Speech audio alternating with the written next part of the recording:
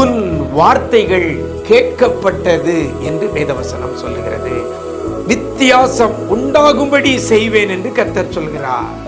நான் உன்னை வெறுத்து விடவில்லை என்று கர்த்தர் சொல்கிறார்.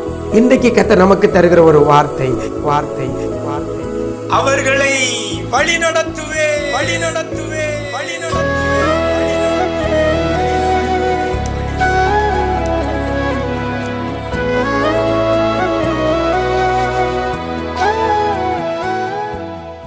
கிறிஸ்துவில் பிரியமானவர்களே, ஆண்டவரும் இரட்சகருமாக இயேசு கிறிஸ்துவின் ஈடு இணையற்ற நாமத்தில் உங்களுக்கு அன்பின் வாழ்த்துக்கள். நிஜம் தொலைக்காட்சியின் இந்த விசேஷித்த வார்த்தை நிகழ்ச்சி மூலமாக உங்களை சந்திப்பதிலே மிக்க மகிழ்ச்சி அடைகிறேன். நல்லா இருக்கிறீங்களா? எல்லாரும் ஆண்டவர் கிருபையில நல்லா இருப்பீங்கன்னு கர்த்தருக்குள் நம்புகிறேன். இந்த நாளிலும் கூட கர்த்தர் நமக்கு தருகிற ஒரு வார்த்தை எரேமியா தீர்க்கதரிசியின் புஸ்தகம் 31ஆம் அதிகாரம் 9ஆம் வசனத்தில் இவ்வாறாக சொல்லப்படுகிறது. அவர்களை வழி நடத்துவேன் என்று கர்த்தர் சொல்லுகிறார். வழி நடத்துவேன் என்று கர்த்தர் சொல்லுகிறார். எனக்கு அருமையான தேவஜனமே, நம்முடைய ஆண்டவர் உங்களை பார்த்து சொல்கிறார், வழி நடத்துவேன்.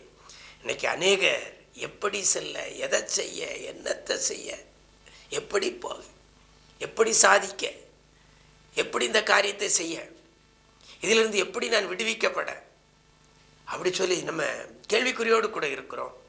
ஒரு எதிர்பார்ப்போடு கூட இருக்கிறோம்.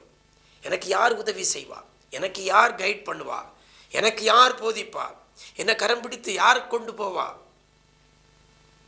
முடிவெடுக்க முடியாமல் இருக்கிறேன், என்ன செய்ய யாது செய்யன்னு தெரியாமல் இருக்கிறேன், யாராவது எனக்கு ஆலோசனை சொல்ல மாட்டார்களா, யாராவது என்னை கரம் பிடித்து நடத்த மாட்டார்களா அப்படின்னு சொல்லி பல சூழ்நிலையில பல பேர் பல காரியத்தை குறித்து கலங்கி கொண்டிருக்கிறோம். இந்த கலக்கத்தோடு இருக்கிற தேவ பிள்ளையே, கர்த்தர் உங்களை பார்த்து சொல்கிறார், வழி நடத்துவேன் என்று சொல்லுகிறார். வழி நடத்துவேன்.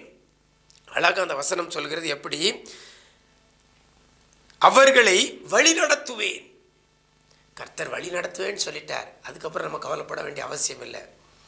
அவர் வழி நடத்துவார். எங்க போகணும், என்ன செய்யணும் அப்படிங்கிறத வழி நடத்துகிறவர் அவர்.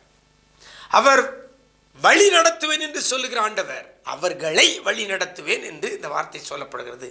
அந்த அவர்கள் யார்? அந்த அவர்கள் லிஸ்ட்ல நீங்களும் நானும் இருந்தா நம்மை கர்த்தர் வழி நடத்துவார். வசனம் சொல்லுகிறது. அந்த வசனத்தில் ஆரம்பத்தில் அவர்கள் யார்? அழுகையோடும் விண்ணப்பங்களோடும் வருவார்கள். யார் அழுகையோடும் விண்ணப்பங்களோடும் வருகிறார்களோ அவர்களை வழி நடத்துவேன் என்று கர்த்தர் சொல்லுகிறார். எனக்கு அருமையான தேவஜனமே, நம்மகிட்ட அழுகை இருக்குது. எல்லார்ட்டையும் அழுகை இருக்குது. ஒரு பிரச்சனை, ஒரு வியாதி, ஒரு போராட்டம் வந்த உடனே நம்மகிட்ட அழுகை இருக்குது. உடனே அழுதுருந்தோம். நம்ம மனம் தாங்க முடியாமல் அழுகிறோம். அழுகை இருக்கிறது. ஓகே, ஒரு ஃபஸ்ட் பாயிண்ட் ஓகே, அழுகையோடு இருக்கிறோம். சூப்பர். அடுத்தது சொல்லப்படுகிறது, அழுகையோடு இருக்கிறவர்கள்ட்ட அடுத்த இருக்க வேண்டிய ஒரு காரியம் என்ன? விண்ணப்பங்களோடு வருவார்கள். விண்ணப்பம் என்னால் வேண்டுதல், ஜெபம். அழுகிற தேவ பிள்ளையே, வழி நடத்தப்பட முடியாத ஒரு சூழ்நிலையில, அடுத்த லெவலுக்கு செல்ல முடியாத ஒரு சூழ்நிலையில அழுது கொண்டிருக்கிற தேவ பிள்ளையே, அழுது கொண்டிருக்கிற நீங்க கர்த்தரிடத்துல விண்ணப்பம் வைக்கிறீங்களா? கர்த்தரை நோக்கி ஜெபிக்கிற பிள்ளையாக இருக்கிறீங்களா? அப்படி இருந்தா கர்த்தர் உங்களை வழி நடத்துவார். அழுதா மட்டும் அவர் வழி நடத்திட மாட்டார். அழுகையோடும் விண்ணப்பத்தோடு வருவார்கள். அவர்களை வழி நடத்துவேன். அப்படின்னா நம்ம அழுறது மட்டுமல்ல, விண்ணப்பம் இருக்கணும். அன்னாளுடைய சம்பவத்தை நான் அடிக்கடி சொல்ற காரியம், அன்னாள் பண்டிகை தோறும் சாப்பிடாமல் அழுது கொண்டிருப்பாள். நல்லா கவனிங்க. அது அந்த வசனம் 1 சாமுவேல் 1 அதிகாரத்தில் அழகா நீங்க வாசிச்சு பாருங்க. வருஷந்தோறும் ஒவ்வொரு வருஷம் பண்டிகையில் ரெகுலரா இதான் நடக்கும். அழுதுகிட்டு இருப்பா சாப்பிடாம. அழுகையோடு வருகிறவர்களை வழி நடத்துவேன் என்று சொல்லல, அழுகையோடும் விண்ணப்பத்தோடு வருகிறவர்கள். ஆனால் இந்த ஆண்டு மட்டுமே, இந்த வருஷ பண்டிகையில் மட்டுமே அழுது கொண்டிருந்த அன்னாள், சாப்பிடாமல் அழுது கொண்டிருந்த அன்னாள் தேவாலயத்தில் போய் விண்ணப்பம் பண்ணுகிறாள். பார்த்தீங்களா? கர்த்தர் வழி நடத்தினார். அடுத்த பண்டிகைக்கு முன்னால கர்த்தர் ஒரு ஆண் குழந்தையை கொடுக்கிறதை பார்க்கிறோம். சில நாட்களுக்குள்ளாக அன்னாள் கர்ப்பவதியானாள் என்று அந்த 1 சாமுவேல் 1 அதிகாரத்தில் சொல்லப்படுகிறது. எனக்கு அருமையான தேவஜனமே, நீங்கள் அழுகையோடும் விண்ணப்பத்தோடும் கர்த்தரிடத்தில் வருவீர்களேயானால் அவர் உங்களை வழி நடத்துவார்.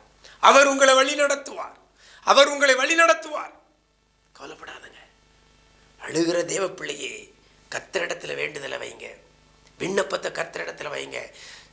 தாவீது சிக்லாவுக்கு வரும்போது அழுகிறதற்கு பலன் இல்லாமல் போக மட்டும் அழுதான். அழுதுகிட்டே இருக்கல. அடுத்தது அவன் செய்த காரியம் என்ன? இருதயத்தை திடப்படுத்தி கொண்டு கர்த்தரிடத்தில் வேண்டுதல் பண்றான். அந்த தண்டை பின்தொடரவா, பிடிப்பேனா அப்படின்னு சொல்லி வேண்டுதல் வைக்கிறான், விண்ணப்பம் வைக்கிறான், கேட்கிறான். அழுகையோடும் விண்ணப்பத்தோடு வருகிறவர்களை கர்த்தர் வழி நடத்துவார். எனக்கு அருமையான தேவஜனமே, இந்த சம்பவம், இந்த வார்த்தையில இருந்து உங்களை நீங்க மாற்றிக்கொள்ளுங்க. அழுது கொண்டே மட்டும் இருக்காதபடி, அழுது கொண்டிருக்கிற பிள்ளைகள் கர்த்தரிடத்தில் விண்ணப்பம் பண்ணுகிற பிள்ளைகளாகவும் மாறுங்கள். கர்த்தரை நோக்கி ஜெபிக்கிற பிள்ளைகளாகவும் மாறுவீர்கள் என்றால் கர்த்தர் உங்களை வழி நடத்துவார். அவர் வழி நடத்தினா அதில் எந்த ஒரு தடையும் இருக்காது, எந்த ஒரு ஆபத்து இருக்காது. இலக்கை அடையலாம். கர்த்தர் அப்படிப்பட்ட கிருபையை தருவாராக. நாம் ஜெபிக்கலாமா?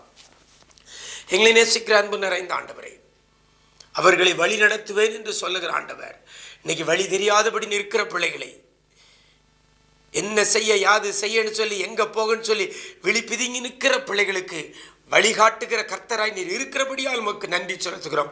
யார் யார் அழுகையோடு விண்ணப்பத்தோடும் இடத்துல வருகிறார்களோ அப்படிப்பட்ட பிள்ளைகளை என் ஆண்டவர் நீர் கரம் பிடித்து வழி நடத்த போறதற்காக நன்றி செலுத்துகிறோம். தொழிலில் வழி நடத்துங்க, படிப்பு காரியத்தில் வழி நடத்துங்க, வேலை பார்க்குற இடத்துல வழி நடத்துங்க ஆண்டவரே, குடும்ப காரியங்களில் வழி நடத்துங்க, ஊழிய பாதையில் வழி நடத்துங்கப்பா. எந்த வழியில நடத்தணுமோ பிள்ளைகளை நீங்க வழி நடத்த போறதற்காக நன்றி செலுத்துகிறோம். கிருபைகள் பெருகட்டும். இந்த நாள் முழுவதும் இப்படி பிரசன்னத்துல மூடிக்கொள்ளுங்க. நன்மையும் கிருபையும் பிள்ளைகளை தொடரும்படி செய்யுங்க.